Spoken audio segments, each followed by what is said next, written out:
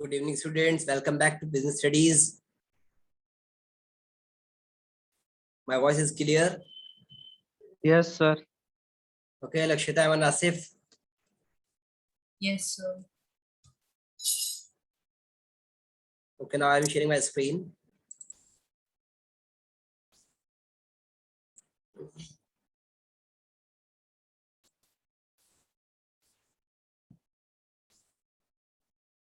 Now we are going to start Business Studies, Chapter 1. From the very beginning, we will start.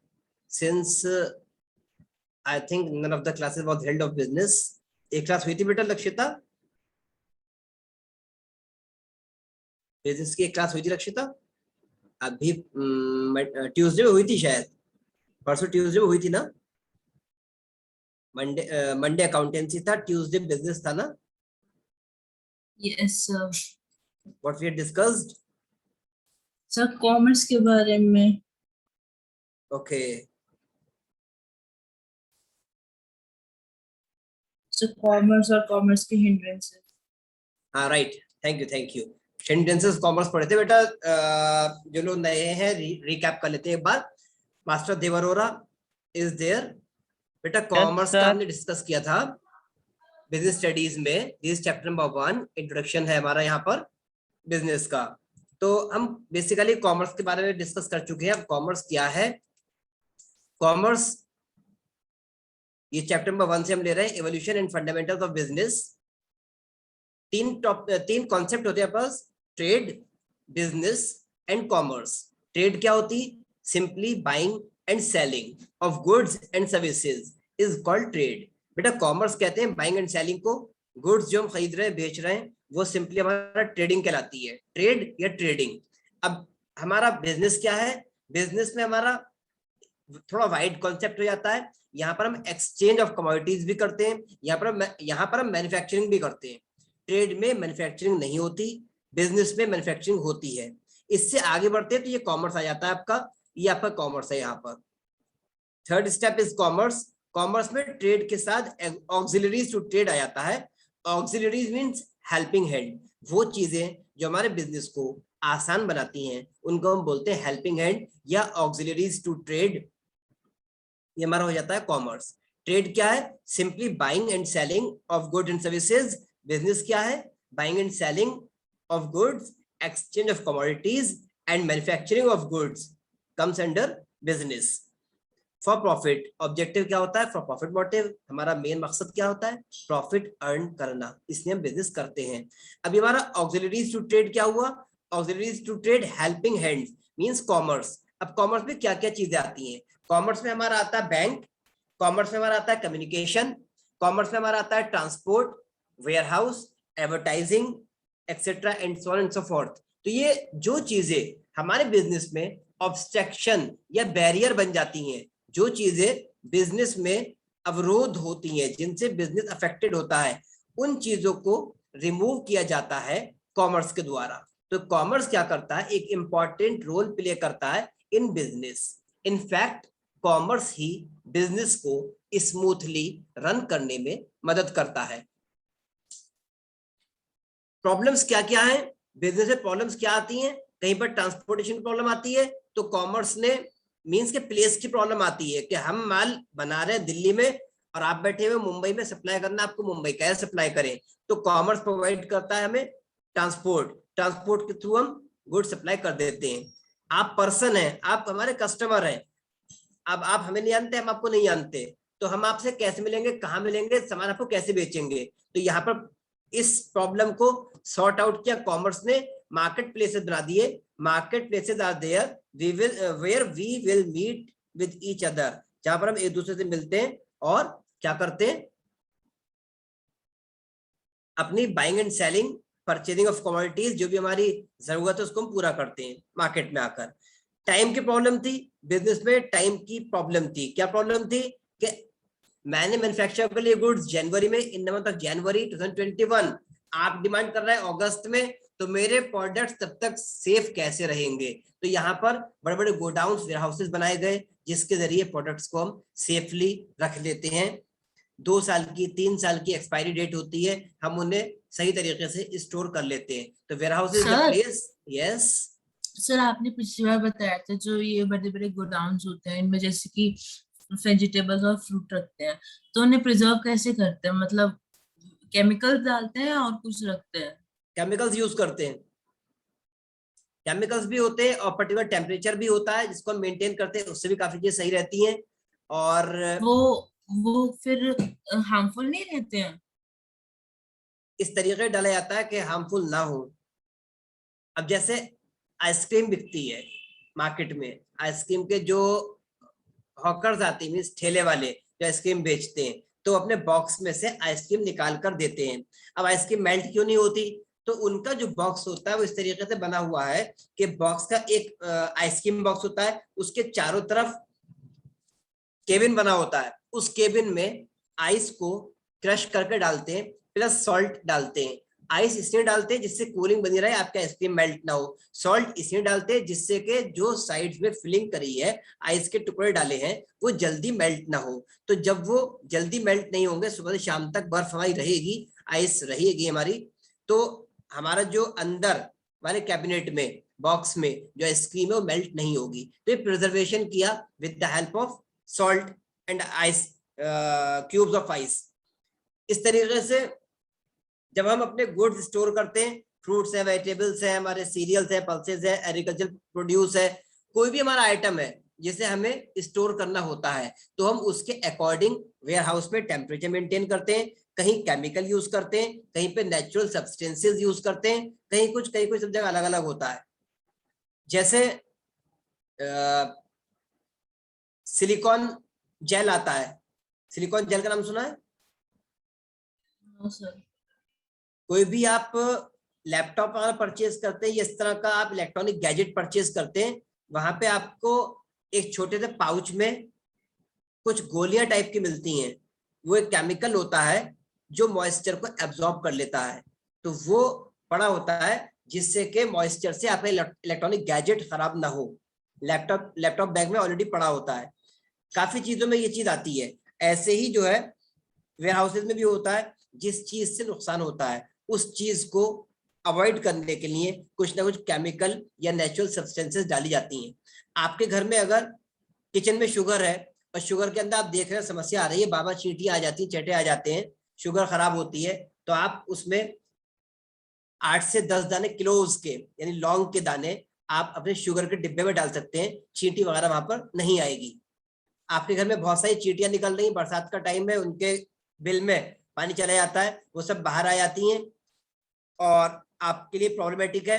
तो आप क्या कर सकते हैं, वहां पर थोड़ा सा आटा, एक चुटकी थोड़ा बहुत आटा आप लीजिए, जहां चींटियां वहां पर डाल दीजिए, चींटियां वहां से आटा लेकर डिस्पर्स हो जाएंगी। उन्हें क्या करना होता है, बेसिकली अपना सेव करना होता है, फूड स्टोर करना होता है फॉर द फ्यूचर। तो वो वहां से आटा देखकर आटा लेकर चली जाएंगी। तो ये चीजें होती है जिससे हम खुद ही अपनी चीजों को सेफ गार्ड करते, प्रिजर्व करते हैं। ऐसे ही गोडाउन में और आपके वेयर हाउसेज में होता है, टेम्परेचर को अनुकूल रखा जाता है और आपका टेम्परेचर के अलावा मॉइस्चर को हटाया जाता है, रिमूव किया जाता है, मॉइस्चर को टोटली खत्म किया जाता है। मॉइस्चर से सबसे पहले चीजें खराब होती हैं, उसे हम खत्म करते हैं।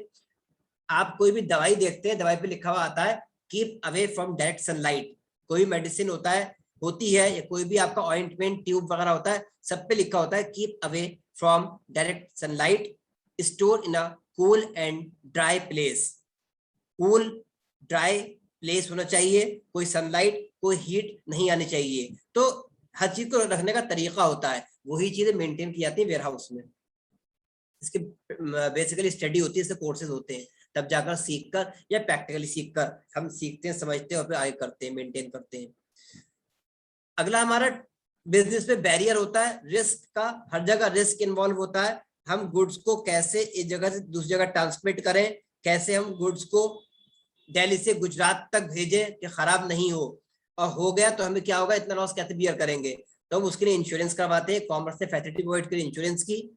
कहीं पर हमें ऑर्डर मिल गया, बड़ा ऑर्डर मिल गया गुड सप्लाई करने के लिए, अब पैसा है नहीं इन्वेस्ट करने के लिए, कहाँ से हम मैन्युफैक्चरिंग करें, पैसे की जरूरत पड़ रही है, तो पैसा लेने के लिए बैंक का कॉन्सेप्ट दिया हमें कॉमर्स ने। तो ये कॉमर्स ही हमारे लिए सारी फैसिलिटीज प्रोवाइड करता है। अगला हिंड्रेंस जो था इंफॉर्मेशन का था, कस्टमर्स को कैसे बताएं कि साहब हमने प्रोडक्ट लॉन्च किया है, तो एडवर्टाइजिंग कॉन्सेप्ट मार्केट में आया, टीवी पर ऐड दे दीजिए, अपने घर बैठे हर कस्टमर टीवी देखकर आपका ऐड देखेगा, समझ जाएगा आप क्या क्या लॉन्च कर रहे हैं। इस तरीके से हम कॉमर्स के थ्रू अपने बिजनेस को आसान बनाते हैं। एक और होता है कम्युनिकेशन, जिसके थ्रू हम कम्युनिकेट करते हैं। हमने कोई प्रोडक्ट परचेज किया, सपोज उषा की मशीन परचेज कर ली, अब उषा की मशीन परचेज की या सैमसंग का हमने टेलीविजन परचेज किया, उसमें प्रॉब्लम आ रही है, तो हम क्या करते हैं, कस्टमर केयर को कॉल करते हैं या मेल सेंड करते हैं, we are facing such and such technical problem, technical issue is there. तो एक कॉल पर या एक मैसेज पर या एक मेल पर वहां से रिस्पांस आता है और कंपनी अपना बंदा, अपना पर्सन हमारे डोर स्टेप पर भेजती है, ऑन साइट वारंटी होती है, हमारी चीज को सही किया जाता है, हमें भागना नहीं पड़ता, मार्केट जाना नहीं पड़ता। हमने क्या किया, सिर्फ एक टेलीफोनिक कॉल की, means communication facilities there, business को, हमारे बिजनेस को फैसिलिटी मिल रही है। अब हमें अगर अमेरिका गुड्स सोल्ड आउट करने तो अमेरिका जाने की जरूरत नहीं है, हम अपनी वेबसाइट डिजाइन करवाएंगे, वेबसाइट पर प्रोडक्ट्स को लॉन्च कर देंगे, मींस अपलोड कर देंगे, और वेबसाइट पर प्रोडक्ट्स का डिस्क्रिप्शन दे देंगे। जो बायर्स है, फॉरेन बायर्स, वो इंटरनेशनली लोकेटेड है, ऑब्वियस सी बात है, तो वो सिर्फ वेबसाइट के थ्रू प्रोडक्ट्स को देखते हैं, डिस्क्रिप्शन देखते हैं, पसंद आता तो हमारे प्रोडक्ट्स परचेज कर लेते हैं। नाउ द नेक्स्ट टॉपिक, आज का नया टॉपिक स्टार्ट होता है ट्रेड। ट्रेड क्या होता है? As I told you earlier, simply buying and selling of goods and services, simply buying and selling of goods and services is called trade. Clear है? अब ट्रेड के भी दो पार्ट होते हैं, internal trade and external trade. Trade के दो part होते हैं, इंटरनल ट्रेड, एक्सटर्नल ट्रेड। जो trade within the geographical boundaries of the country होती है, within the geographical boundaries of the country. आपने मैप देखा होगा, geographical map of India, political map of India, आपने civics पढ़ी है, geography पढ़ी है, राइट? तो with in the geographical boundaries of the country जो हमारी ट्रेड होती है, या ऑफ द नेशन जो हमारी ट्रेड होती है, उसको हम बोलते हैं internal trade. Recording is on? Right, okay. Are you getting the point? बेटा switch on your videos, don't switch it off please. किसी की भी वीडियो स्विच ऑन नहीं है, not of any of you. बेटा भूल क्यों जाते बार बार? किसी दिन अगर नेटवर्क इश्यू है किसी एक के साथ समझ में आता है, ठीक है, okay, it's all right, acceptable, लेकिन not always. You are always requested to switch on your videos. You know, ऐसी गाइडलाइंस है कि अगर स्टूडेंट वीडियो स्विच ऑन ना करें बार बार कहने के बाद, तो उन्हें क्लास से रिमूव कर दिया जाए। These are the guidelines. इसलिए I request you all to please switch on your videos, don't switch it off. Lakshita Devarora, Aman, please switch on your videos.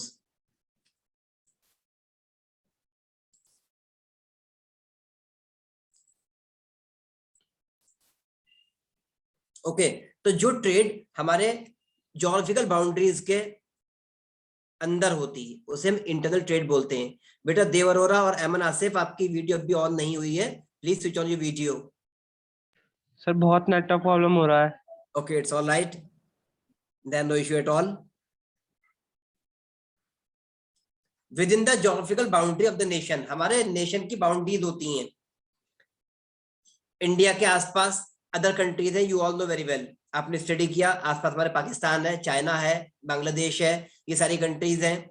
तो जहां से उनका नेशन, उनकी ज्योग्राफिकल बाउंड्री स्टार्ट होती है, वहां तक जो हम ट्रेड करेंगे वो कहलाएगा इंटरनल ट्रेड। और अगर बाउंड्री क्रॉस कर लेते हैं हम तो कहलाता है international trade.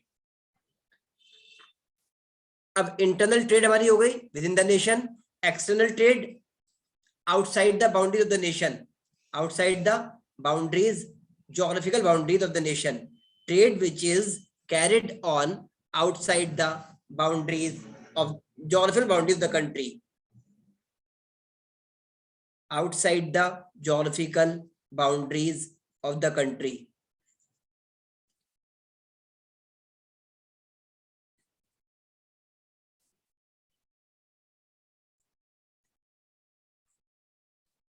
It is called external trade.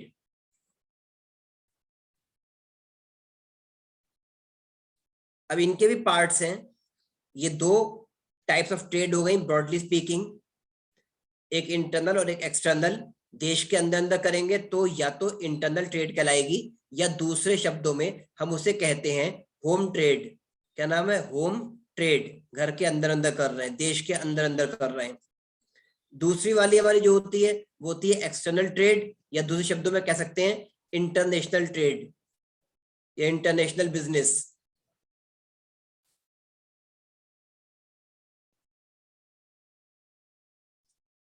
international trade.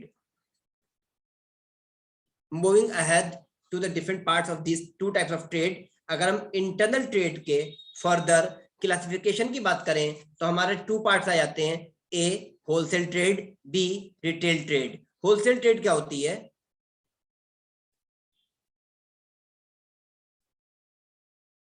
Anyone of you?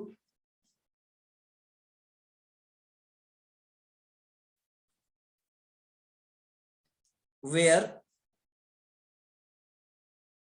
किसी कोई आइडिया? लक्षित आपने क्लास की थी ये वाली? You have forgotten, I think. Sir आपने सिर्फ वो बताए थे, टाइप्स बताए थे इसके, ये तो आप क्लास ही खत्म हो. बेटे की स्लाइड तो कवर हो चुकी थी, मींस के ये वाली पूरी क्लास हो चुकी है. नहीं, वो मेरे को पता था, ये शायद थोड़ा सा भूल गई मैं. कोई बात नहीं, ओके, इट्स ऑल राइट. अब कवर करते हैं, no problem.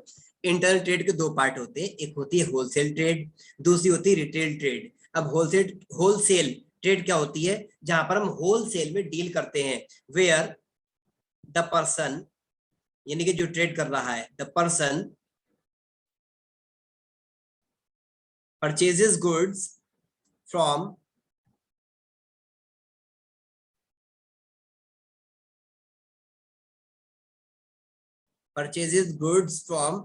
directly from the company or agency, we can say. या तो एजेंसी से परचेज करते हैं, इसको हम कहते हैं दूसरे लफ्जों में C and F, agent. C and F. C capital है, एन स्मॉल है, एफ कैपिटल है. C means carriage and F means freight. ये एन जो है ए एन डी एंड है. Carriage and freight agent, agency को कहते हैं, मतलब जहां से लेते हैं उनको कहते हैं ये. हमारा इस तरह के अलाइक टर्म्स, इस तरह के लोग होते हैं एजेंसी टाइप ही. मींस के कंपनी जिनको अपना ऑथराइज डीलर डिस्ट्रीब्यूटर बना देती है वो लोग. एजेंसी होल्डर कोई बन सकता है, कंपनी किसी को बना सकती है. फॉर एग्जाम्पल दिल्ली में डेयरी है, मदर डेयरी. अब मैं अगर उसका फ्रेंचाइजी ले लेता हूँ ऑल इंडिया कहीं भी, सपोज मैंने मुंबई में ले लिया फ्रेंचाइजी, तो दिल्ली से मेरे पास गुड सप्लाई होंगे और उसे आगे मैं सप्लाई करूंगा, तो मैं बन गया इसका wholesaler. The person who carry on the wholesale trade is called wholesaler. अब मैं क्या करूंगा, मेरे पास डायरेक्टली कंपनी से या डेयरी से, मींस न्यू दिल्ली से ट्रक आएगा, बड़े बड़े ट्रक में गुड्स आते हैं. अब मेरे पास सप्लाई होगा दिल्ली से, जो भी प्रोडक्ट्स हैं मदर डेयरी के पास वो सारे सप्लाई होंगे. अब मैं उसे आगे फॉरवर्ड कर दूंगा अपनी लोकेलिटी में, विसिनिटी में. जितने दिल चाहे एक पर्टिकुलर एरिया मुझे मिलेगा, सपोज मलाड एरिया मिला या ईस्ट मुंबई मिला, तो जो भी एरिया मुझे मिलेगा वहां पर जितने रिटेलर्स हैं, चेन ऑफ रिटेलर्स, किसी को भी मैं गुड सप्लाई कर सकता हूँ, मेरी मर्जी. जितना चाहूँ अपना बिजनेस बढ़ाऊं, मेरी मर्जी है. मुझे पर्टिकुलर एरिया मिल जाएगा तो मैं वहां पर गुड सप्लाई करूंगा. तो वो लोग कौन है? Retailer. Where the person purchase good from agency and supply the same in bulk. हाँ, इन बल्क इंपॉर्टेंट है. परचेज करता है इन बल्क, बड़ी क्वांटिटी में, लार्ज क्वांटिटी में परचेज करते हैं in bulk and sells the same to the retailers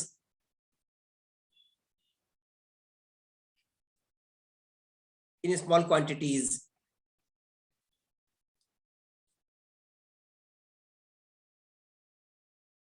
जहां पर एक व्यक्ति कंपनी से माल खरीदता है डायरेक्टली और रिटेलर्स को सेल कर देता है स्मॉल क्वांटिटीज में। परचेज किया होलसेल में लार्ज क्वांटिटी में और सेल आउट कर दिया in small quantity, it is called wholesale trade. Where the person purchases good from agency or send agent or the company directly in bulk and sells the same to the retailer in small quantity। तो wholesaler बहुत important role play करता है। Wholesaler को ये कहा जाता है, कभी कभी क्वेश्चन राइज होता है क्या होलसेलर को हटा देना चाहिए, तो जितना ये इंपॉर्टेंट रोल प्ले करता है उसके अनुसार हम ये कह सकते हैं कि it can not be removed from the market. इसको हम ट्रेड से मार्केट से रिमूव नहीं कर सकते क्योंकि ये अपना पैसा भी इन्वेस्ट करता है, क्योंकि उधार भी गुड्स देता है, क्योंकि ये एक चेन फॉर्म करता है, एक पार्ट है चेन का जहां पर ये होलसेलर जो है वो कंपनी से गुड्स परचेज कर रहा है, कंपनी डायरेक्ट टच में है और रिटेलर्स को प्रोवाइड कर रहा है। अगर ये हट जाएगा तो हो सकता है सारे रिटेलर्स कंपनी को अप्रोच नहीं कर पाए। आज होलसेलर है बीच में तो ये कंपनी को अप्रोच कर पाते हैं। एक शहर में एक कंपनी से रिलेटेड या अटैच्ड 10 होलसेलर हो सकते हैं, 5 हो सकते हैं, लेकिन एक ही शहर के अंदर 1000 शॉपकीपर है रिटेलर, तो वो 1000 शॉपकीपर कंपनी को अप्रोच नहीं कर सकते। 1000 में से 900 तो वैसे ही कट जाएंगे, मैक्सिमम 100 लोग अप्रोच कर लेंगे और कंपनी हर एक को सप्लाई कर भी नहीं पाएगी। इसलिए होलसेलर का होना बहुत इंपॉर्टेंट है। अनदर थिंग इज दैट ये अपनी कैपिटल इन्वेस्ट करते हैं। ये जब कंपनी से परचेज करते हैं तो most of the time cash basis पर परचेज करते हैं और अपना पैसा इन्होंने लगा दिया। अब ये रिटेलर्स को जो देते हैं तो ये उधार में देते हैं। तो इससे क्या होता है, जब ये उधार में देते हैं तो रिटेलर को टाइम मिलता है 1 हफ्ते का 2 हफ्ते का पेमेंट करने के लिए, called credit period. Credit period उधार का समय, उतने समय इन्हें गुड्स सप्लाई करते रहना होता है। जब ये अगला माल सप्लाई करते हैं तो पिछले बिल की पेमेंट मिलती है, यानी इनका पैसा कुछ ना कुछ मार्केट में फंसा रहता है, तो इतने पैसे भी लगाए होते हैं, इसलिए इनको होना चाहिए। Important chain of the part of the chain है, important part of the chain. हम रिटेल ट्रेड की बात करें, ये होलसेलर्स के नीचे आते हैं। होलसेलर्स के नीचे सबसे ऊपर कंपनी होती है, फिर एजेंसी होती है, फिर उसके बाद होलसेलर होते हैं, फिर रिटेलर होते हैं। रिटेलर्स में हमारे क्या आते हैं, those persons who purchase goods from the wholesalers। shopkeepers या persons who purchase goods from the wholesalers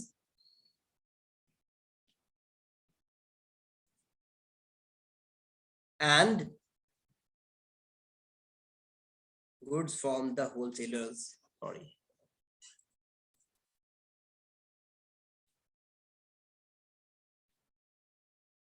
from the wholesalers in small quantity। ये सिर्फ स्मॉल क्वांटिटी में परचेज करते हैं, जितना चाहिए उतना ही लेंगे, 3-3 यूनिट 6-6 यूनिट लेते हैं सिर्फ। and sells the same to the ultimate customers or consumers। अब कंज्यूमर्स वो लोग हैं जो कंज्यूम करते हैं, एंड यूजर्स जो हमारे गुड्स को परचेज कर रहे हैं, कंज्यूम कर रहे हैं।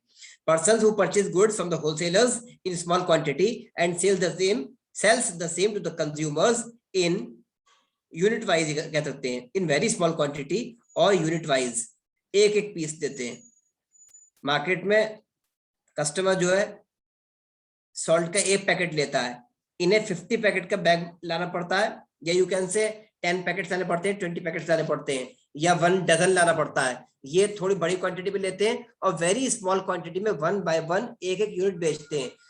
ये लेकर आएंगे 12 यूनिट्स ऑफ सोप, इनका एक सोप करके बिकता है।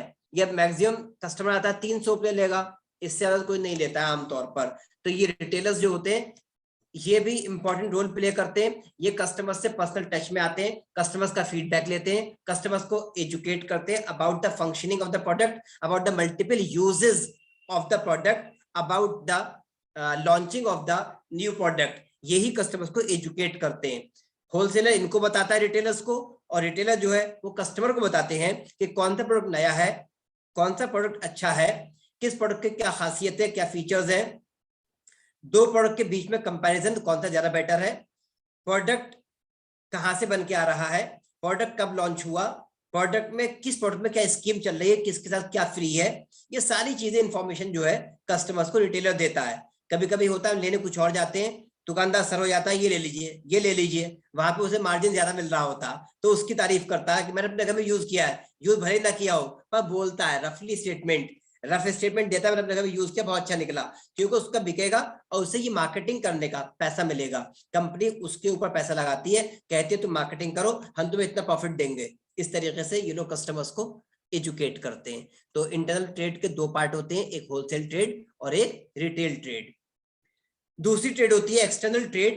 एक्सटर्नल अनदर टाइप है, इसके तीन पार्ट होती हैं, import trade, export trade and entrepot trade. Import trade में क्या होता है, where we purchase goods from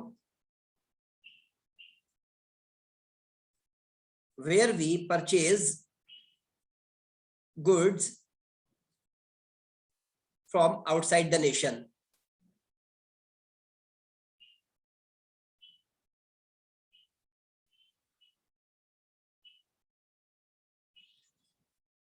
Outside the geographical boundaries of the country, जहां हम देश से बाहर से सामान खरीद कर लाते हैं वो कहलाता है इंपोर्ट ट्रेड। इंपोर्ट बाहर से सामान लेकर आए। एक्सपोर्ट ट्रेड में क्या होता है, where we sell goods to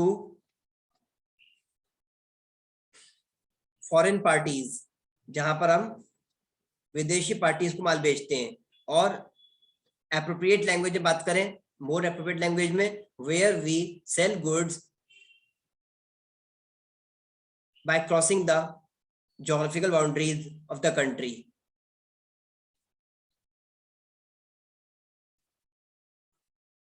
जब हम अपनी geographical boundaries क्रॉस कर लेते हैं, अगर दूसरे देश में माल लेकर इंडिया में आ गए for selling the same in our own country, it is called import trade. Import trade अपने पर्सनल यूज के लिए लाए तो कोई समस्या नहीं है, अगर बेचने के पर्पज से लाए तो हमारा इंपोर्ट कहलाता है, वहां पे हमें लाइसेंस लेना पड़ता है पर्टिकुलर गवर्नमेंट की, अपनी गवर्नमेंट की और दूसरी कंट्री जो है उसकी गवर्नमेंट की पॉलिसीज को फॉलो करना होता है।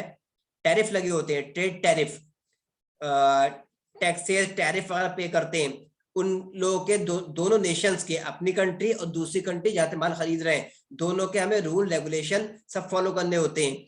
ये सब फॉलो करते हुए जब हम माल खरीद कर लाते हैं तो इंपोर्ट कहलाता है, और अगर हम माल बाहर बेच देते हैं दूसरी कंट्री में तो हमारा एक्सपोर्ट कहलाता है। अगर किसी और नेशन से गुड्स परचेज करेंगे with the objective of selling the same in our country, it is called import trade. Where we manufacture the goods in our country and sell it out to another nation, to any of the nations of the world, किसी भी और country में India के अलावा बाहर कहीं बेच देते हैं, it is called export trade. और यदि तीसरा कॉन्सेप्ट, अगर हम परचेज करते हैं, if we purchase goods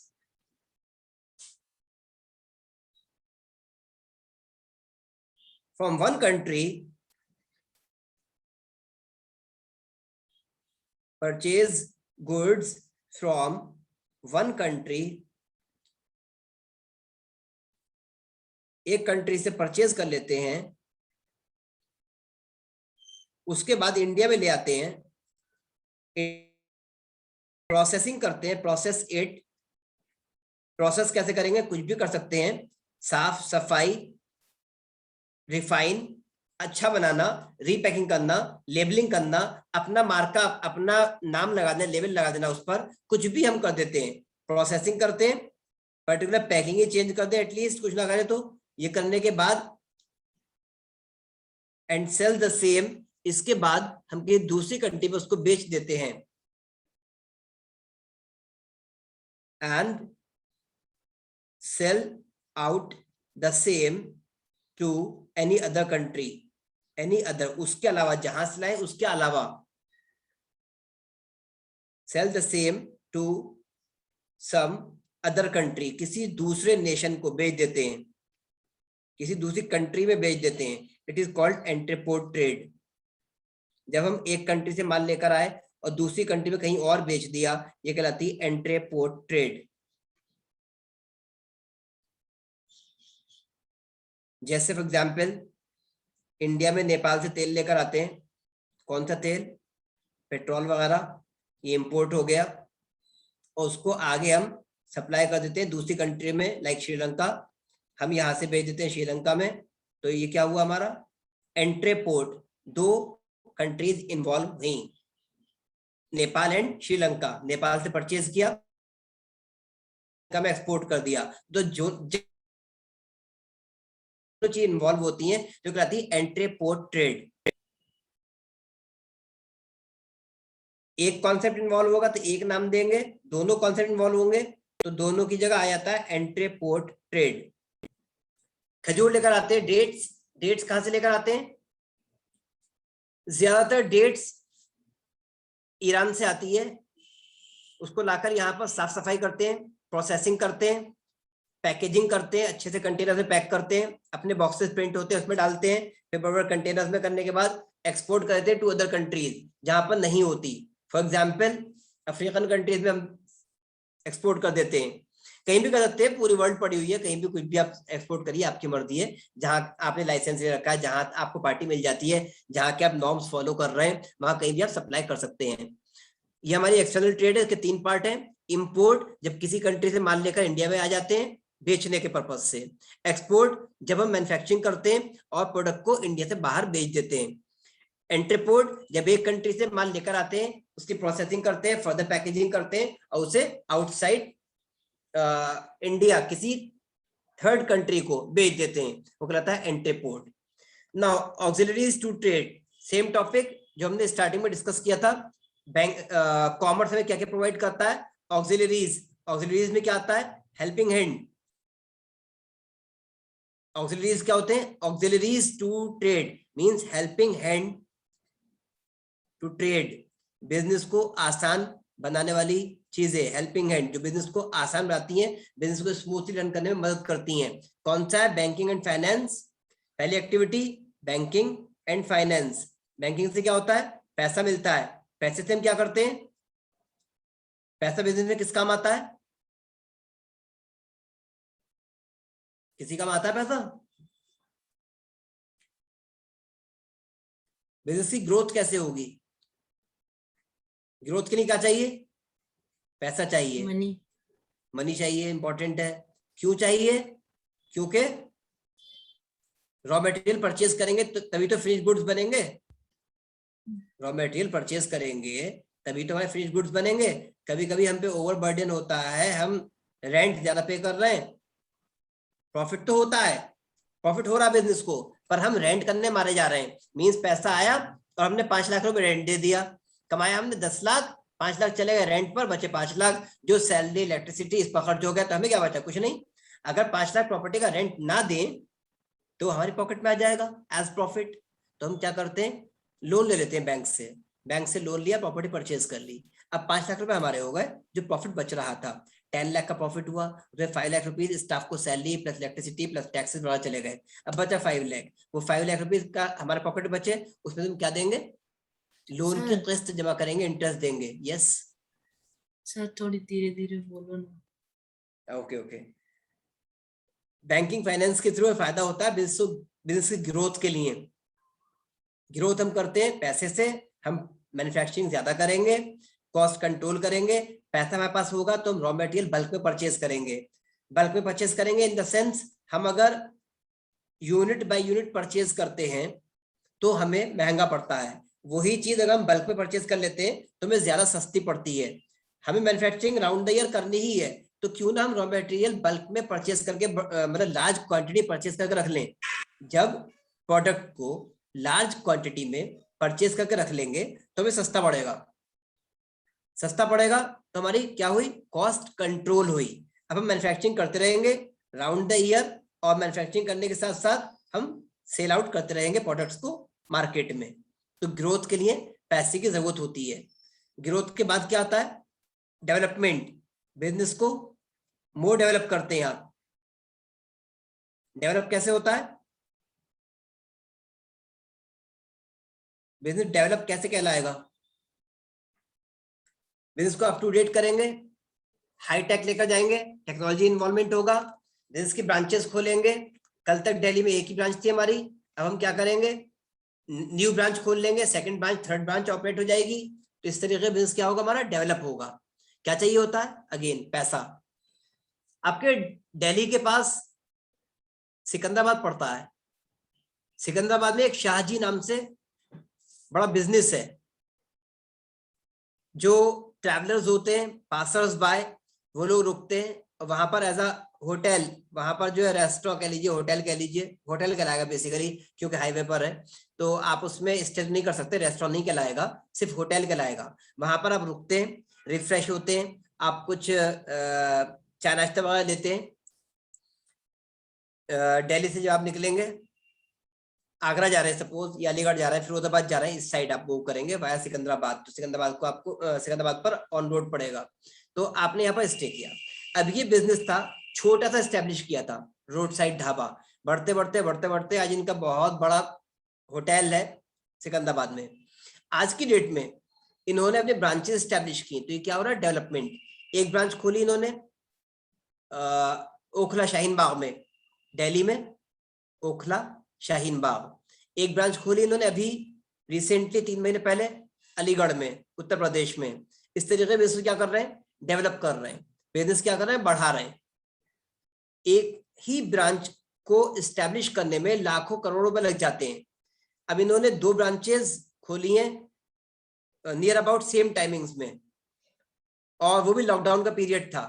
lockdown के आसपास का पीरियड जब इन्होंने एस्टेब्लिश की 2 ब्रांचेस, एक अलीगढ़ और एक न्यू दिल्ली, और दोनों चल रही हैं। एटलीस्ट कॉस्ट कवर तो हो रही है।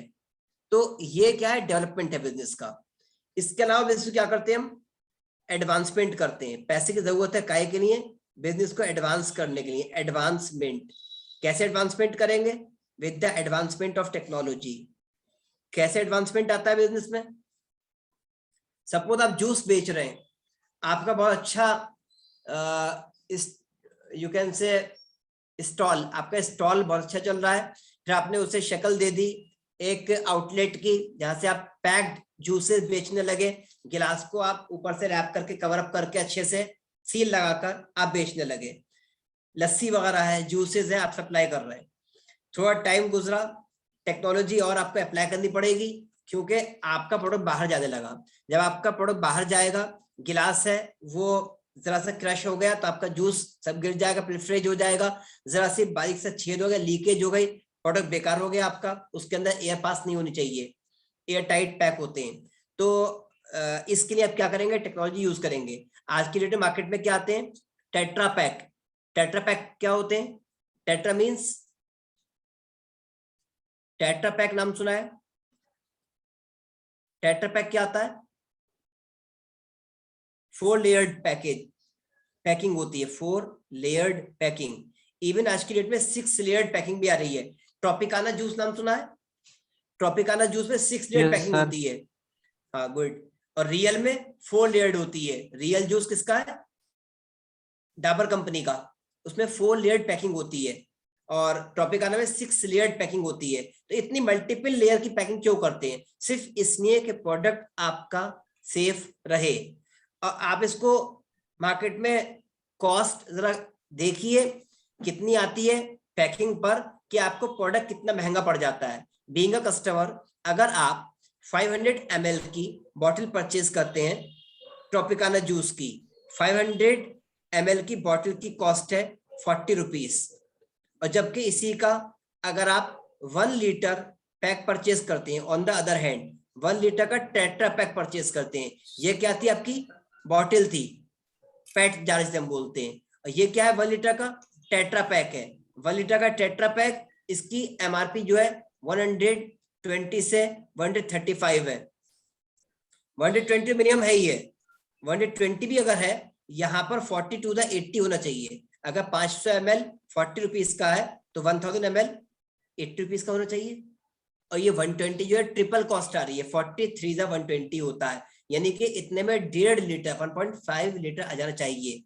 लेकिन प्लास्टिक बोतल सस्ती होती है, पैकेजिंग सस्ती है, कॉस्ट कंट्रोल हो रही है, इसलिए 500 ml सस्ते में दे रहे हैं। जबकि टेट्रा पैक महंगा होता है, पैकिंग 4 लेयर्ड है, 6 लेयर्ड, इनकी 6 लेयर्ड पैकिंग आती है, तो इसलिए 1 लीटर जो है 120 का हो गया। तो कितना कॉस्ट पे फर्क पड़ गया। इन्हें कोई टेंशन नहीं है, कौन देता है? Customer. We are paying the same. आप पैक करके दो, प्रोडक्ट दो, हम आपको पे करने के तैयार है, चाहे तो हमारे पॉकेट से रहा है। इन्होंने सिर्फ टेक्नोलॉजी अप्लाई कर दी, कॉल्ड एडवांसमेंट। बिजनेस का एडवांसमेंट किया, टेक्नोलॉजी अप्लाई कर दी। फिर होता है आपका मॉडर्नाइजेशन। अगला कॉन्सेप्ट है मॉडर्नाइजेशन। मॉडर्नाइजेशन, हर स्टेप पर आपको पैसे की जरूरत पड़ती है, जिसको मॉडर्नाइज करते हैं। मॉडर्नाइज कैसे करेंगे? मूविंग विद द एज, समय के साथ चलेंगे। We have to move with the winds. If we will move against the wind we will be blown off. हमें समय के साथ चलना होता है। Change is the law of nature. Change is the law of nature. समय के साथ चलना होता है। यदि हम उसके विरुद्ध चलेंगे तो हम मार्केट से आउट हो जाएंगे। इसलिए हमें अपने आप को मॉडर्नाइज करना होता है। मॉडर्नाइज करना होता है, कैसे कर रहे हैं? फॉर एग्जाम्पल, आज की डेट में चाय के होटल पे भी जाते हैं अगर आप, या स्टेशनरी शॉप पर भी जाते हैं, 10 रुपीज का पेन लेना होता है। सिर्फ 10 रुपीज का पेन लेने के लिए या 5 रुपीज का रूलर परचेज करने के लिए you need not to carry money. आपको कैश कैरी करने की जरूरत नहीं होती। आज के डेट में आप कैश कैरी नहीं करते, इंस्टेड आप क्या करते हैं? पेटीएम। आप पहले ही पूछते हैं भैया पेटीएम कर दे, शॉपकीपर अलाउ करता है पेटीएम कर दीजिए, आप पेटीएम कर देते हैं। तो ये क्या किया? बिजनेस ने अपने आप को मॉडर्नाइज किया। क्यों किया? बिजनेस को अपने आप को मॉडर्नाइज करना पड़ा। इनफैक्ट अगर वो अपने आप को मॉडर्नाइज नहीं करता तो क्या होता? आउट ऑफ द मार्केट हो जाता। आप दूसरी शॉप पर चले जाते क्योंकि आपके पास कैश नहीं है। मेरे पड़ोस में दुकान पर आप गए और आपने 100 रुपीज के प्रोडक्ट परचेज किए, लेकिन आपने बोला पेटीएम कर दे, उसने मना कर दिया, तो आप मेरे पास आ जाएंगे तुरंत, मैं इनसे खरीद लूंगा या खरीद लूंगी, आप मेरे पास आ जाएंगे, ऑब्वियस सी बात है। आपने देखा आपके सामने नोकिया कंपनी दुनिया की नंबर 1 कंपनी थी, मोबाइल लॉन्च किया करती थी। आज की डेट में नामो निशान नहीं है, लोग पूछते नहीं है, इवन बिक चुकी है। Who purchased it? नोकिया को किसने परचेज किया? पता नहीं सर।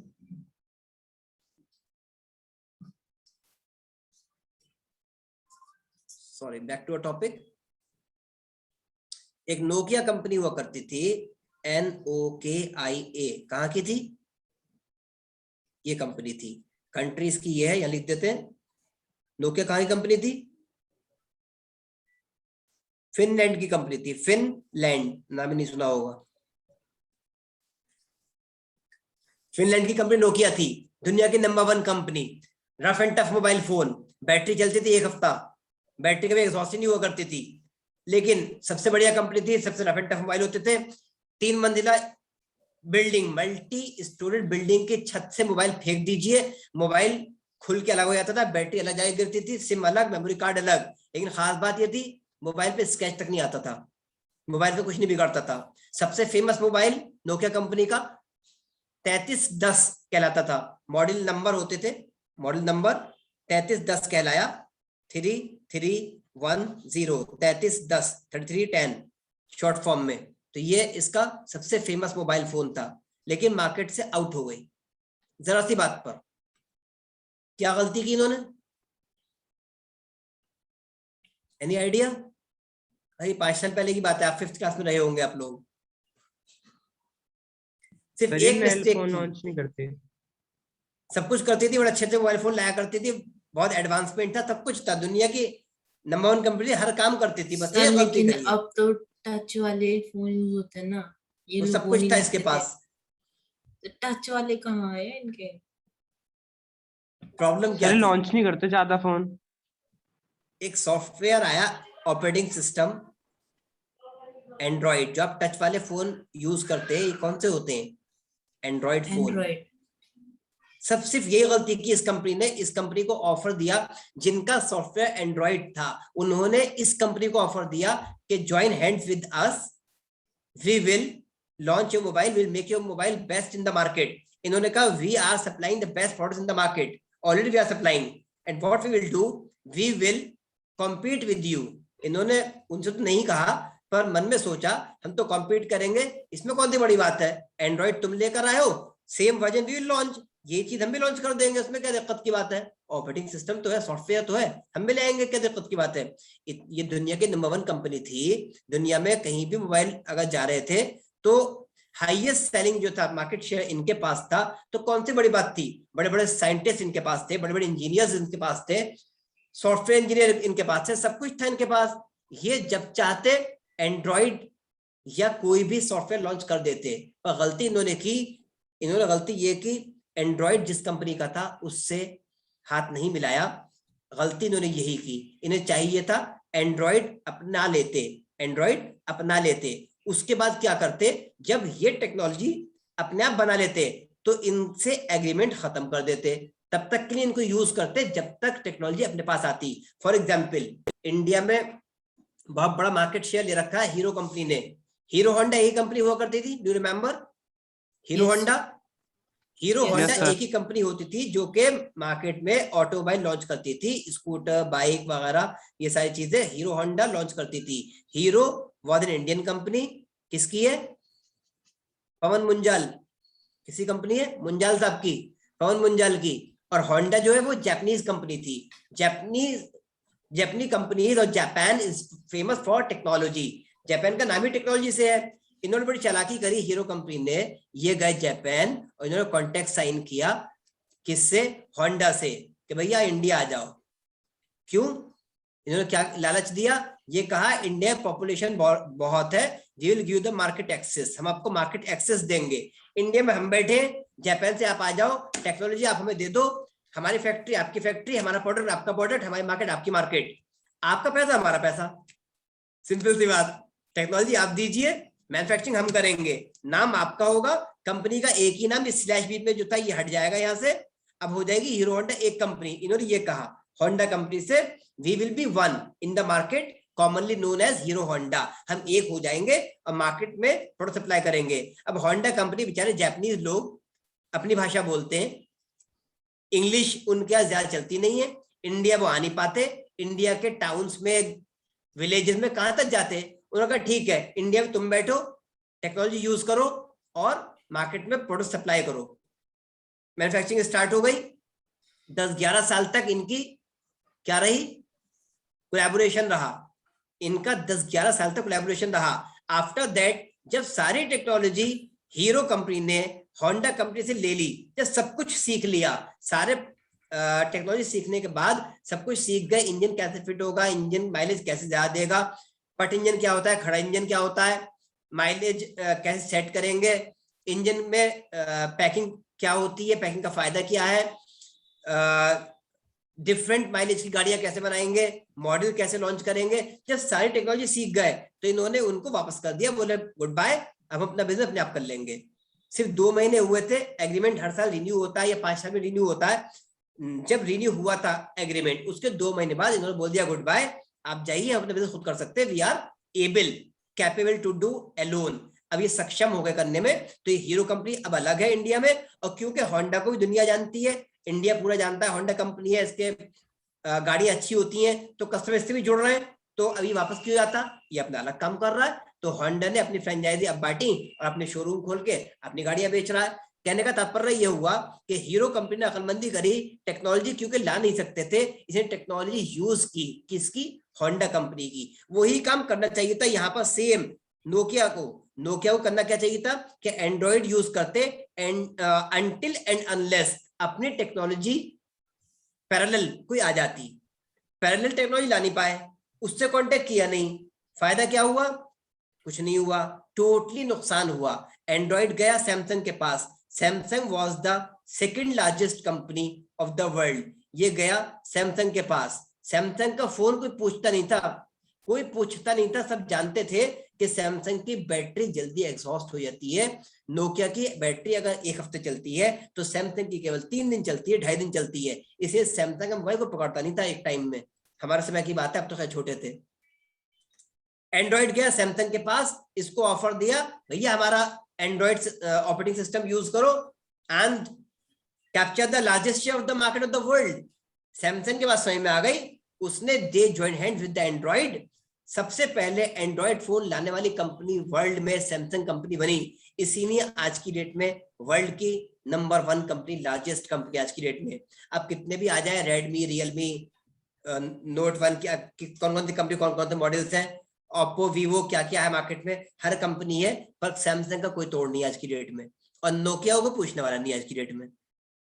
नोकिया लेकिन ने, सैमसंग के फोन तो हैंग भी होते हैं। सब कुछ होता है, हैंग भी होते हैं, फटते भी हैं, खराब भी हो जाते हैं, वो सब सबसे कुछ होता ज्यादा है, होते हैं तो सबसे ज्यादा होते हैं, फ्री बिक रहे हैं। हमारी कंट्री में तो होते हैं ना, क्योंकि हमारी कंट्री में सबसे घटिया प्रोडक्ट बिकता है।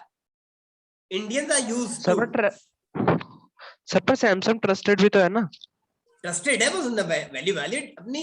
सबसे पहले जब यस सर, सैमसंग एंड्रॉइड ले आया वो ट्रस्टेड हो गया। अब तो आप कुछ भी कहते रहिए। यस सर, हमारी सोसाइटी में 1000 बार होता है कि साहब कोल्ड ड्रिंक में कीड़ा निकला, कोल्ड ड्रिंक जो है वो हैजार्डस टू हेल्थ है, yes sir, cold drink toilet cleaner है, कोल्ड ड्रिंक ऐसा है, कोल्ड ड्रिंक वैसा है। कौन ऐसा है जो नहीं पीता? सब पीते हैं, और जो अपने घर में नहीं पीता शादी में जाकर पीता है। Yes sir. सब पीते, कौन मना करता है भैया? कितना भी कुछ कह लो आप, कुछ नहीं होता। एक बार जिसकी मार्केट वैल्यू बन गई वो मार्केट से आउट नहीं हो सकता until and yes unless, sir, जब तक अपने पैर पे खुद कुल्हाड़ी ना मारे। वो बात एक अलग है। निरमा कंपनी वॉशिंग पाउडर की इंडिया की सबसे बड़ी कंपनी बन गई थी। पीछे मुड़ के देखते थे, एक व्यक्ति जो के साइकिल पे कैरियर पे लगाकर 5 किलो सर्फ पर डे बेचा करता था, उस व्यक्ति ने अपनी कंपनी बनाई कॉल्ड निरमा।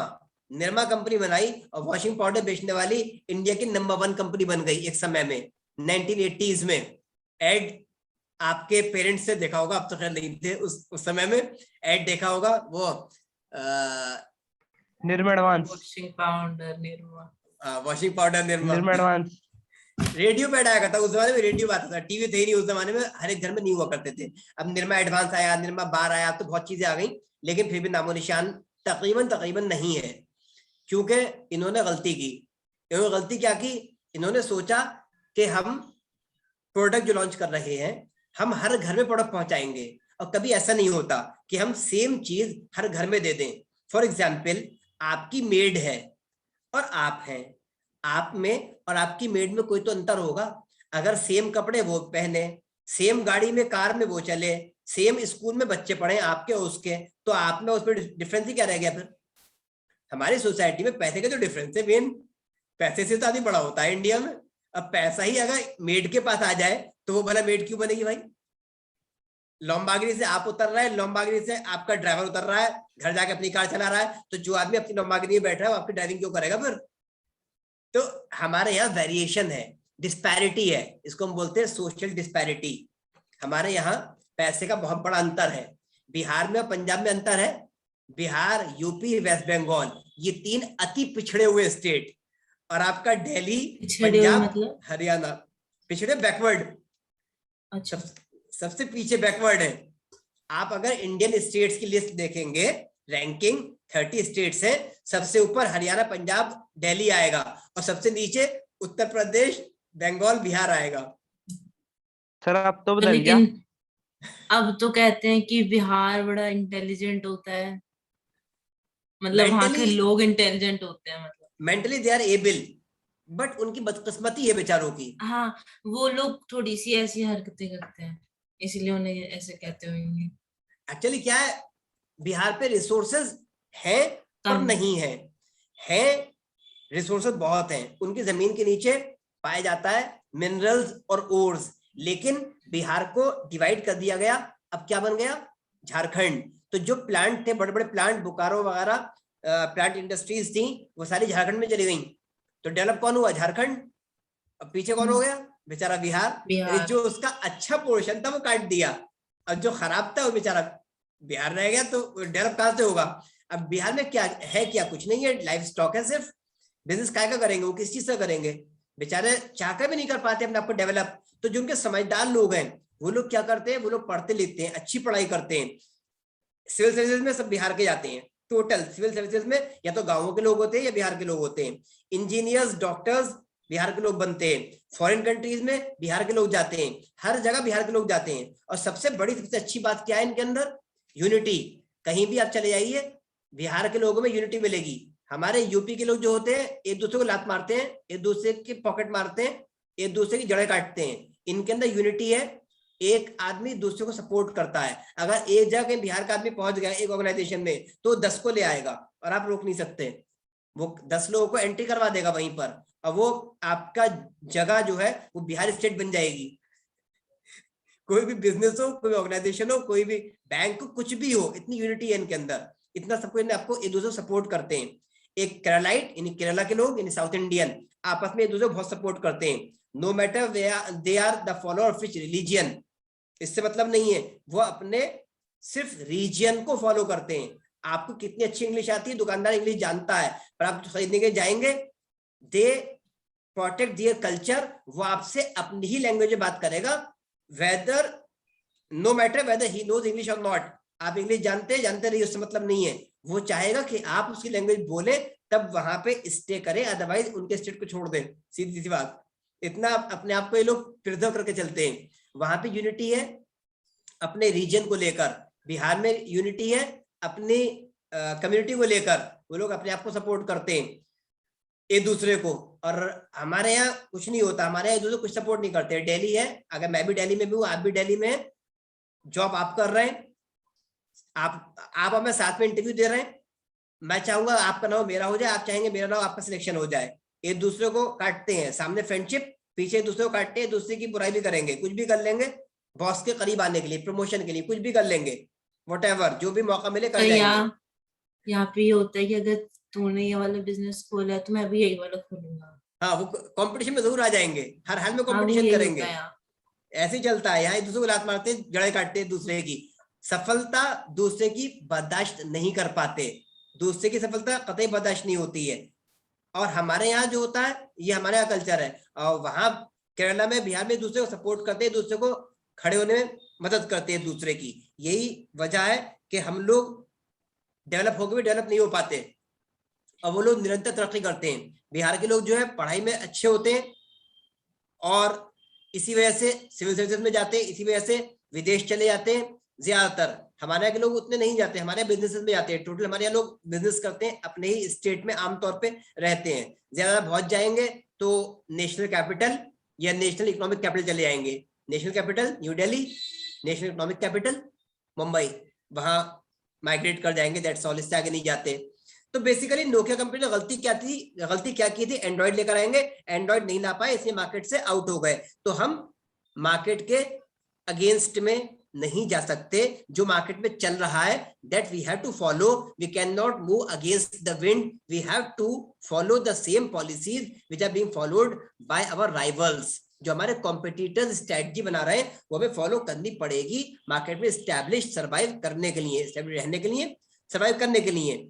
सैमसंग अपना लेकर आया एक टेक्नोलॉजी, आपने देखी होगी। इन्होंने सोचा, जैसे मैंने अभी कहा कि नोकिया क्या करता, एंड्रॉइड से हाथ मिलाता, उसके साथ बिजनेस करता, साथ में जो अपनी टेक्नोलॉजी डेवलप करता, जो कि नहीं कर पाया। सैमसंग ने यही किया, अपनी टेक्नोलॉजी डेवलप की। सैमसंग ने अपनी टेक्नोलॉजी डेवलप की, एक मोबाइल फोन लॉन्च किया, बहुत ही सस्ता, 4,500 रुपए का। कोई शॉपकीपर 4,500 का दिया था, कोई 4,800 का, और कोई 5,000 का, यानी विद इन 5,000 रुपीज ये दे रहे थे।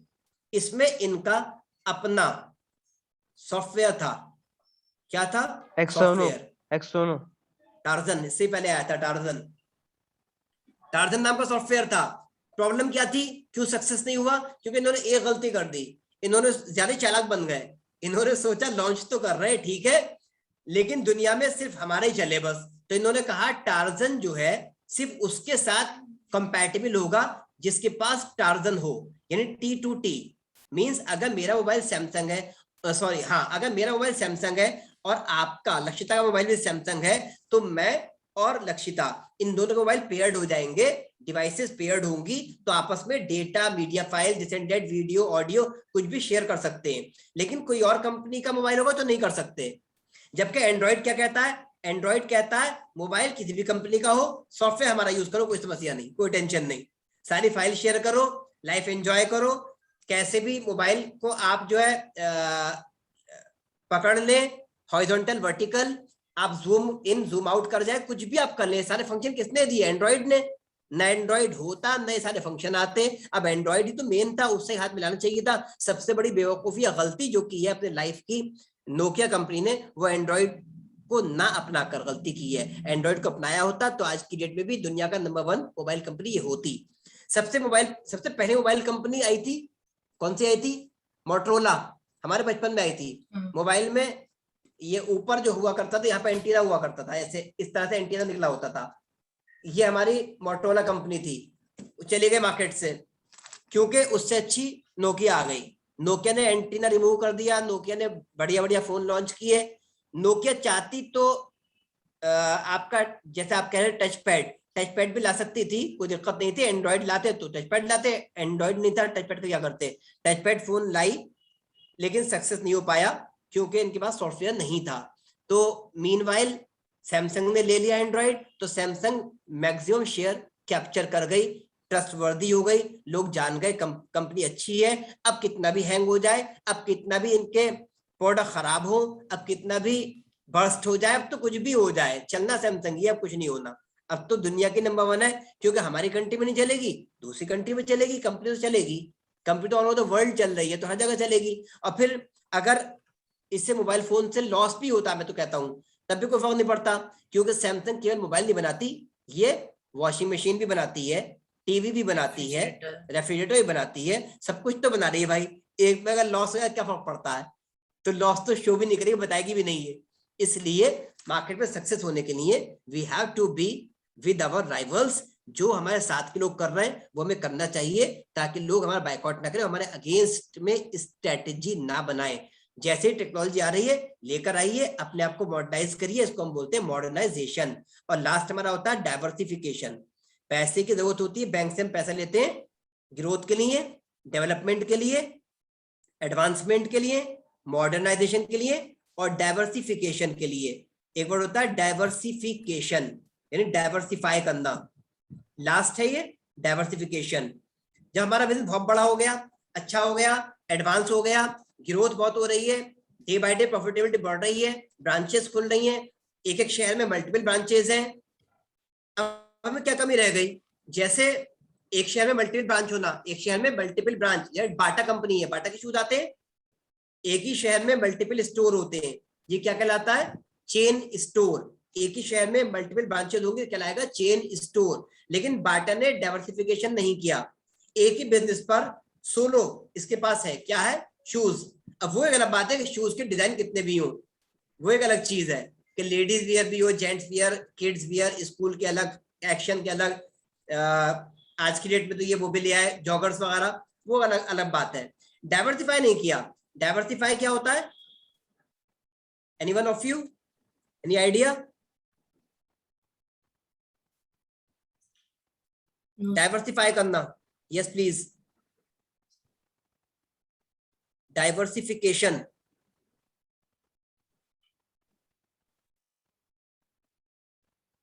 अगर आपका बहुत बड़ा बिजनेस है, मान लीजिए फर्नीचर का है, ऑल ओवर इंडिया बिजनेस चल रहा है, मतलब अलग अलग जगह स्टोर्स खोलना नहीं, वो तो ग्रोथ में, डेवलपमेंट में आ जाएगा। हाँ ठीक है, ठीक है। यस देवर हो रहा, कुछ कह रहे? सर अलग अलग चीजें नहीं बनाई उसने, सिर्फ जूतों पे रहा वो। हाँ वेरी गुड। अलग चीज में, अलग फील्ड Diversity में अलग नहीं अलग गया, चीजें बनाना एक कंपनी के, डिफरेंट फील्ड में जाइए। जब आप फर्नीचर का अच्छा। बिजनेस कर रहे हैं, अब आपका फर्नीचर बहुत बिक रहा है, ऑल इंडिया बिक रहा है, अब जरूरी थोड़ी है कि अब इसी पर लकीर का फकीर रहेंगे, इससे कमाएंगे। भाई बिजनेस बड़ा ही है अपना। आज आपकी एक फैमिली है, कल को आपके 3 बेटे हैं, वो 3 बेटे क्या करेंगे? एक बिजनेस की 3 ब्रांचेस नहीं हो जाएंगी? 3 जगह डिवाइड नहीं हो जाएगा? धीरू भाई अंबानी ने रिलायंस कंपनी बनाई, जब वो गुजर गए, सिधार गए स्वर्गलोक, तो उनके 2 बेटे रहे, अनिल अंबानी और मुकेश अंबानी। बिजनेस क्या हुआ? दो पार्ट में डिवाइड हो गया, कुछ ले गए मुकेश अंबानी, कुछ ले गए अनिल अंबानी, कोर्ट केस हुआ, माता जी नहीं अनिल अंबानी जी के साथ, डिफरेंसेस आए बीच में, कोर्ट केस हुआ। अगर पहले से ही बिजनेस को विभाजित कर दिया होता तो झगड़े क्यों होते? रेमंड्स कंपनी है, रेमंड्स कंपनी जिनकी जो अब चला रहे हैं, इनके दादाजी की बिजनेस था, दादाजी का बिजनेस दो बेटों को मतलब अब ट्रांसफर होना था, आपकी बात है, दो बेटों को ट्रांसफर होना था, एक बेटा सिंगापुर में, एक इंडिया में है, जो इस समय इंडिया में वो बिजनेस चला रहा है, जो सिंगापुर में बेचारे को घर से निकाल दिया था बाहर है, सिंगापुर में ही है। पिताजी जो बिजनेस अब चला रहा व्यक्ति, उसके पिताजी अब भी हैं, मुंबई में रेंट पर रहते हैं, और कोर्ट में क्लेम कर रखा है कि मेरा बेटा मुझे कुछ नहीं देता। अब बेटे का क्या कहना है, मैं सब कुछ देता हूँ, 8 या 12 समथिंग बोल रखा है, इतने नौकर चाकर है, फ्लैट किराए पे ले रखा है, इनके लिए 7 लाख रुपए पर मंथ रेंट है। ऐसे ये फैक्ट्स आए हैं। अब गॉड नो बेटा कितना सच है कितना झूठ है, क्या मैनिपुलेशन है, आई डोंट नो, ये ऐसे सुनने में आई है चीजें, यूट्यूब पर सर्च करेंगे मिल जाएगा आपको। तो कहने का तात्पर्य ये है कि मकसद ये है कि बिजनेस को पहले से आप लेकर चले, डाइवर्सिफाई करके चले, तो आगे बिजनेस टूटेगा क्यों, आपका बिखरेगा क्यों? आपको बिजनेस को टूटने से बचाना है, तो पहले से बिजनेस को लेकर चलिए। अब फिर जब आपका पैसा आप कमा रहे हैं, अच्छा कमा रहे हैं, तो बिजनेस को बढ़ाने के लिए एक ही फील्ड में क्यों बढ़ाओ? पूरा इंडिया कवर कर लिया, और क्या कवर करोगे भाई? दूसरा बिजनेस क्यों ना कर लो? फर्नीचर का बिजनेस था, अब दूसरी फील्ड में आ जाइए, टॉयज पर आ जाइए, डाइवर्सिफाई करके टॉयज पर आ जाइए। आपका फर्नीचर का बिजनेस है, आप क्या यूज करते होंगे? रॉ मटेरियल, वुड यूज करते होंगे, प्लास्टिक यूज करते होंगे, रबर यूज करते होंगे, कहीं पर आयरन स्टील यूज करते होंगे फर्नीचर के लिए, इससे ज्यादा कुछ यूज नहीं करेंगे। अब इसमें आपने फर्नीचर बनाने में मैन्युफैक्चरिंग जब की, रॉ मटेरियल यूज किया, तो कुछ ना कुछ आपका ऐसा भी आइटम होगा जहां पर आपका कटिंग बचती होंगी, छोटे छोटे टुकड़े बचते होंगे, पीसेस बचते होंगे, प्रोडक्ट बन नहीं पाया। फर्नीचर है, एक अलमीरा है, अलमीरा अगर नहीं बनी, अच्छी नहीं बनी, खराब बनी, डिफेक्ट रह गया, अलमीरा तो बेकार हो गई ना, उसका क्या करेंगे? या तो गलाकर दोबारा बनाओ, इससे अच्छा उसको कट इनटू स्मॉल पीसेस और उससे बच्चों को टॉयज बना दो। आसान तरीका ये है। यानी जो रॉ मटेरियल का आपका बचा हुआ वेस्टेज मटेरियल है, उस वेस्टेज से बच्चों को टॉयज बना लीजिए, क्या समस्या की बात है? नया शेप दे लीजिए उसको, या फिर और परचेज करिए। अब आप क्वांटिटी और ज्यादा क्वांटिटी परचेज करेंगे, आपको और सस्ता पड़ेगा। अभी आप परचेज कर रहे थे फ्रॉम दिल्ली ओनली सपोज, और दिल्ली से आपको महंगा पड़ रहा था, ये चीज बनती है मान लीजिए गुजरात में, आप डायरेक्टली गुजरात से परचेज करिए। जब आपके दो बिजनेसेस हैं, एक सब आपका फर्नीचर का है, एक टॉयज का बिजनेस हो गया, अब आपको ज्यादा प्रोडक्ट मैन्युफैक्चर करने की आवश्यकता है, तो ज्यादा डिमांड आएगी, ज्यादा डिमांड आएगी तो ज्यादा प्रोडक्टिविटी चाहिए। प्रोडक्टिविटी के लिए आप प्रोडक्शन भी तो करेंगे, मींस रॉ मटेरियल चाहिए, तो रॉ मटेरियल ज्यादा मंगाइए, या फिर एक काम ये करिए, जहां से माल बनकर आता है फैक्ट्री वहां पे खोल दीजिए, ट्रांसपोर्टेशन का खर्चा बच जाएगा आपका। फैक्ट्री वहां पे डालिए जहां से माल आपके यहाँ आता है, गुजरात से माल आ रहा है, गुजरात में फैक्ट्री डाल दीजिए, वहीं केवल वहीं के वहीं माल सप्लाई होगा, आपकी ट्रांसपोर्टेशन कॉस्ट बच जाएगी, प्लस आप अपना प्रोडक्ट वहां से सेल कर पाएंगे in India as well outside India. India में तो कर ही पाएंगे, गुजरात सही जगह पे लोकेटेड है, और आउटसाइड भी कर पाएंगे, क्योंकि गुजरात में क्या है, सी पोर्ट है, सी पोर्ट के थ्रू आप विदेश में भी माल सप्लाई करेंगे। तो आम के आम गुठलियों के दाम, ऐसे जाइए ना। Better to deal in various products. अगर एक ही प्रोडक्ट है और वही मार्केट पे फेल हो गया तो क्या करेंगे आप? जैसे फॉर एग्जांपल बाटा का शूज है, बाटा के कंपटीशन में कौन आया सबसे पहले? लखानी। लखानी ने बाटा से कंपटीशन किया। अगर बाटा के शोरूम थे तो लखानी ने भी अपने शोरूम बनाए, बड़े बड़े शोरूम आउटलेट बनाए। इनके बराबर नहीं आ पाया, इतने शोरूम नहीं बनाए, लेकिन बनाए, कंपटीशन तो हुआ। अब मेरे पास दो चॉइस हो गई, या तो बाटा का शूज पहनूं या फिर लखानी का। लखानी पे डिजाइन अच्छे आते थे कंपैरेटिवली देन बाटा, तो मैं ऑब्वियसली बात है लखानी का यूज करूंगा। बाटा कभी अच्छे डिजाइन अप टू डेट लेकर नहीं आता जो कस्टमर्स को पसंद आए। बच्चे कभी, अगर आप कहें बच्चे से बाटा शोरूम से शूज खरीद लो, बच्चे मना कर देंगे, बच्चे कभी नहीं जाते। बच्चे जाते हैं एक्शन शूज पर, बच्चे जाते हैं दूसरी कंपनीज पर। आज की डेट में सोल जो आ रहे हैं, शूज के सोल जो आ रहे हैं, पीयूवी सोल, वो बाटा के पास उतने अच्छे नहीं है। तो उस सोल में जिस कंपनी के पास प्रोडक्ट है आप उससे खरीदेंगे, जिसपे ज्यादा अट्रैक्टिव प्रोडक्ट है आप वहां से खरीदेंगे। ये तरीका होता है खरीदने का, जहां से प्रोडक्ट अच्छा मिलेगा, ड्यूरेबल मिलेगा, देखने में डिजाइन अच्छा होगा, वही तो आप परचेज करेंगे। आपके पास 1000 चॉइसेस हैं, तो बाटा पे आप क्यों जाएंगे? इसलिए आपको मार्केट में कई चीजें लॉन्च करनी होती हैं, एक प्रोडक्ट फेल हो गया कोई बात नहीं, दूसरा चलता रहेगा। इससे क्या होता है, एडवर्टीजमेंट भी होता है, पब्लिसिटी भी होती है कि साहब बाटा का शूज भी आता है, बाटा का ये भी आता है। फॉर एग्जाम्पल आज की डेट में बाटा लेकर आया है शूज पॉलिश, वॉलेट, बेल्ट, इस तरह की चीजें। आप बाटा के शोरूम पर जाएंगे आपको ये चीजें मिल जाएंगी आज की डेट में, पहले नहीं मिला करती थी, हमारे टाइम में नहीं थी, आज की डेट में है। तो so in this way you will survive in the market. तो आपको कॉमर्स बहुत हेल्प करता है with the help of bank, insurance, advertising, transportation, warehousing etcetera. Commerce बहुत अच्छा कॉमर्स के थ्रू चलना चाहिए और जितना हो सके उतना बढ़ाना चाहिए। पॉइंट आपको क्लियर ना हुआ हो तो आप बाद में क्लियर कर सकते हैं in our next class. Good bye. Excuse me, sir. Excuse me.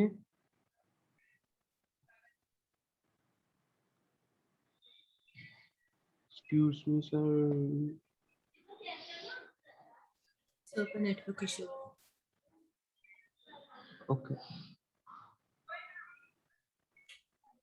Message कर दो सर को। मैं पूछ रहा हूँ यही लिंक होता है रोज का या अलग भेजते हैं सर? नहीं नहीं, अगर वो अलग से भेजते हैं रोज। Okay, thank you. अगर आप ग्रुप में नहीं हो तो वो आपको ऐड कर देंगे, तब वो आपको मिल जाएगी। मेरे पास नंबर नहीं है ना सर का। नहीं सर नहीं भेजते, मतलब जो मैनेजर है वो भेजते हैं। जिन जिन ग्रुप में हो आप, नो। तो आपने अगर फीस भर दी होगी ना तो आप उस ग्रुप में आ जाओगे, और तो वहां पे आपको लिंक आ जाएगा, प्रोवाइड हो जाएगा। अच्छा अच्छा, ओके ओके। ओके, और कुछ पूछना है? मैं लीव कर दूं? या you can leave. Okay. Thank you.